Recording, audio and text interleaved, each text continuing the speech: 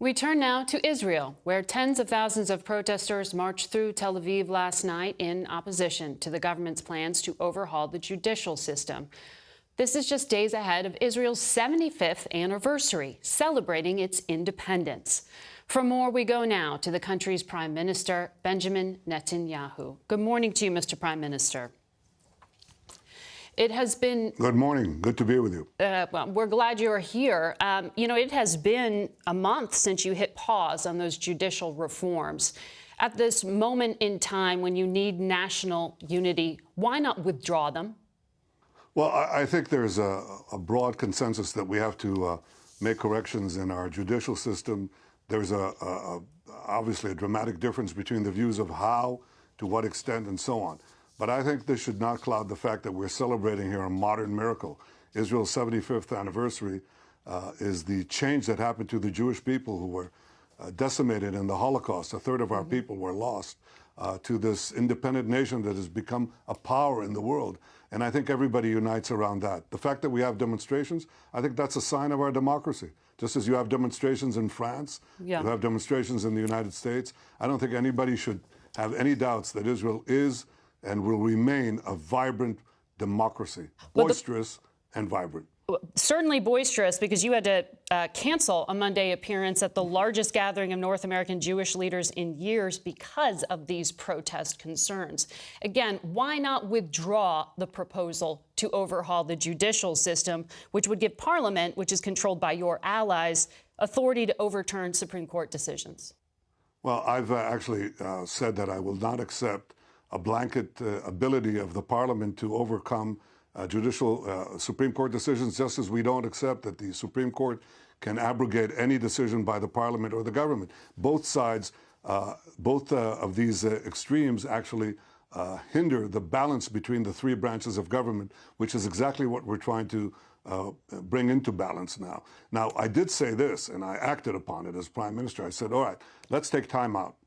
And let's try to see how we can balance the two opposing sides. One says, we don't have democracy because we don't have majority rule, because we elect with a majority of parliament and a government and executive, and then they're overturned. Every decision can be overturned by the Supreme Court. And on the other side, people say, well, okay, if you protect the rights of the majority, you might be hindering the rights of the minority or individual rights by having the Parliament overrule the Supreme Court. Sir, you're making this sound like it's just a debate. And happy middle. You're making it sound like this is just a simple debate like any other country, but you yourself used the phrase that you were pausing because you wanted to stop the possibility of civil war.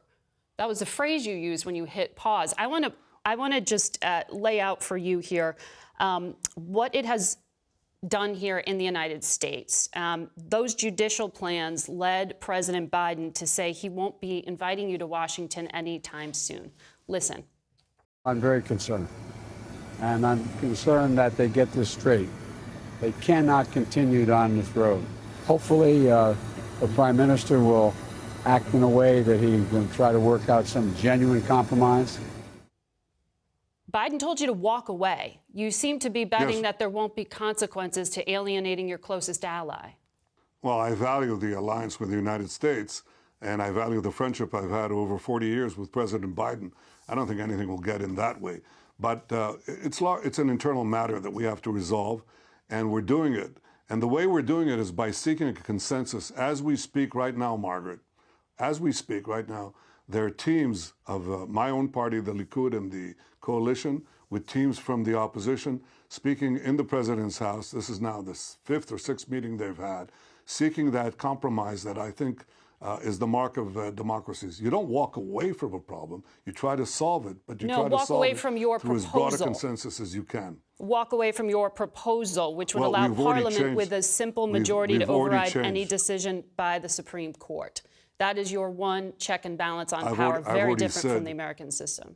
You're absolutely right. And there are things in the American system that are very different from what is proposed here. For example, only elected officials in the United States choose Supreme Court justices. And here, they're saying that can't be. There won't be a democracy. Well, America's a democracy. So actually, I've said that I don't want a blanket overrule of the Knesset over the Supreme Court, and I stand by that. And in fact, it's not going to happen. So we have a way to go. I think that what has changed is this, and you won't hear about it because there is a lot of tendentious reporting, to say the least. But I think right now, in the 3 months since the establishment of my government, there has been a majority that now believe that we need to have judicial reform. I think there's a recognition on both sides right now that the extreme positions of keeping what we have exactly as it is unacceptable. And people on my side of the aisle who believe that the original proposal is not going to happen either. There is a middle way, and I'm going to do my damnedest to find it, because I think it's the right thing to do for the country. We will track it then. I want to ask you about the makeup of your government, because it is impacting U.S. relations. Your finance minister calls himself a homophobe. He said a Palestinian village should be erased. You did say that was inappropriate. Your public security minister was rejected from Army service because of past ties to an extremist group designated by the U.S. as a terrorist organization.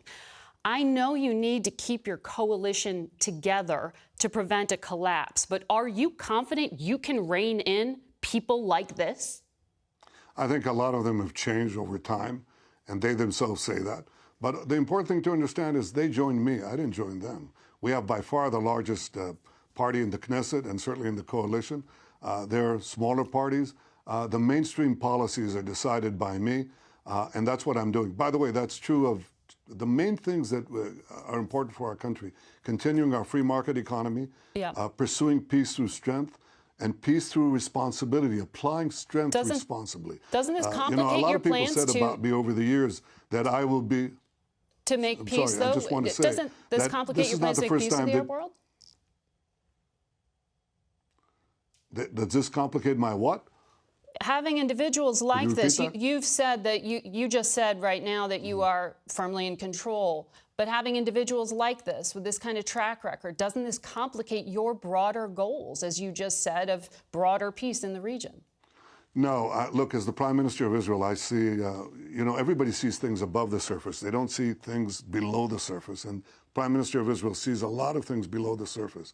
And I'm telling you now, something that I said 10 years ago in the UN, I said, look, we're going to move into things you haven't seen in my lifetime, and that is Arab states who recognize that Israel is not their enemy, but their friend, even an indispensable friend, and we're going to have peace treaties. And people poo-pooed it, and it's happened. We had 4 historic peace agreements with Arab states. I'm telling you now, with this coalition, things that I see under the surface that we are going to have because of this view, this interest that Arab countries have to partner with Israel, I think you're going to be surprised, and maybe sooner than you think. Well, this national security minister I just mentioned, Ben-Gvir, who threatened to quit, which would have collapsed your government, you promised him a national guard will be established under his control. The IDF and your security forces are more than strong. He's already gone out and said he wants police to remove Palestinian flags from public spaces. What exactly do you think he's going to do with this National Guard? Well, the National Guard is not merely his idea. It's a wide proposal, which is, by the way, recognized, was actually proposed by the previous government as well, because Israel has a small police force relative to the size of the population.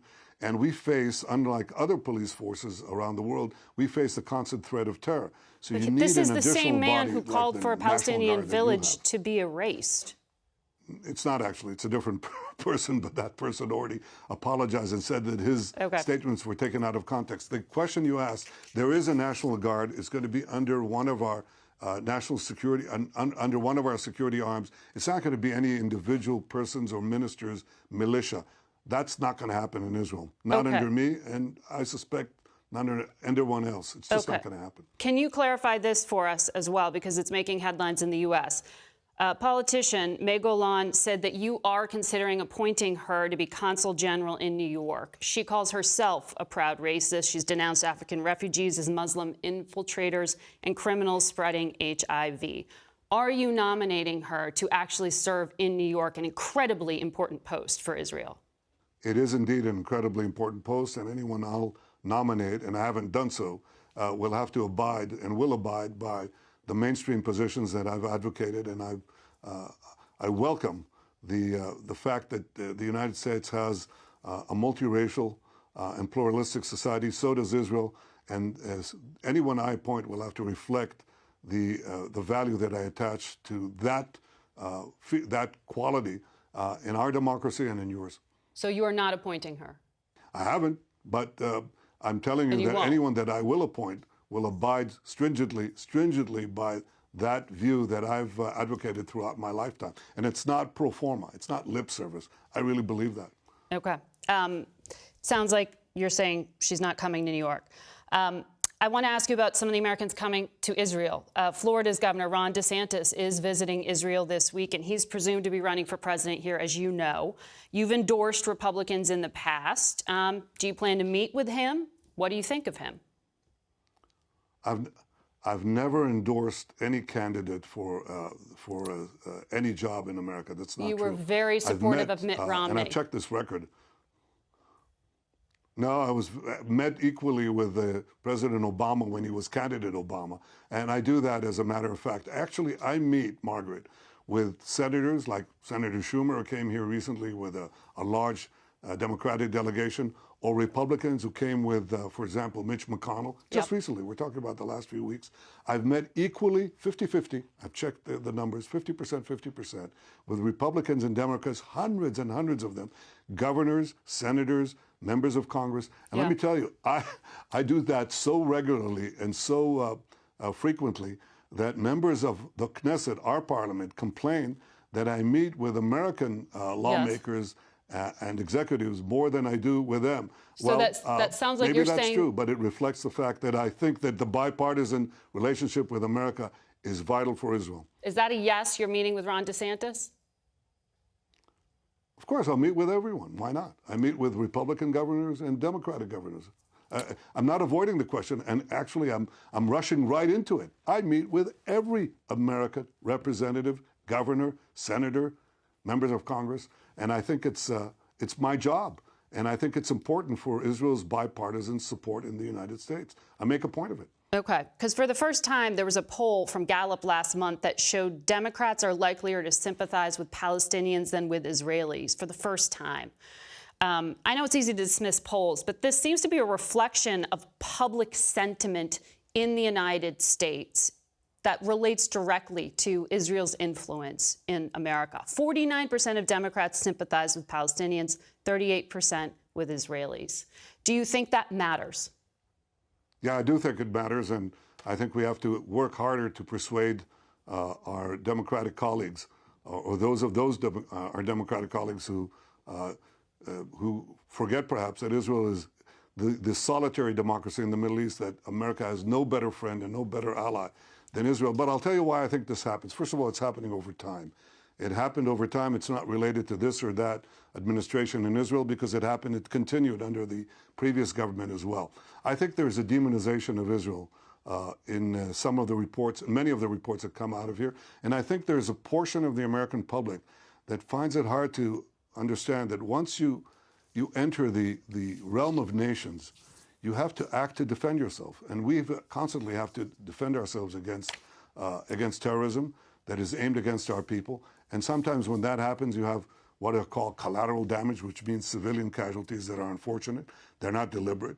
And that often enables the vilification of Israel to take place. And I think we have to work hard to persuade both sides of the aisle and the independents in between. Yes, both sides of the aisle, and in this case, Democrats, because we have solid support among independents and solid support among Republicans and considerable support among Democrats. But I'm not going to give up. I'm going to do everything I can to tell the truth about Israel, that it's a vibrant democracy, that it's the only one that keeps full civil rights in the Middle East in a very broad radius, that America has no better friend, that Israeli intelligence, cybersecurity, and defense cooperation with the United States has saved countless American and Israeli lives. I don't think America has a better ally than Israel anywhere on the planet. Mr. Prime Minister, thank you for your time this morning. Thank you, and happy Independence Day for us, and I hope for you too. We'll be right back.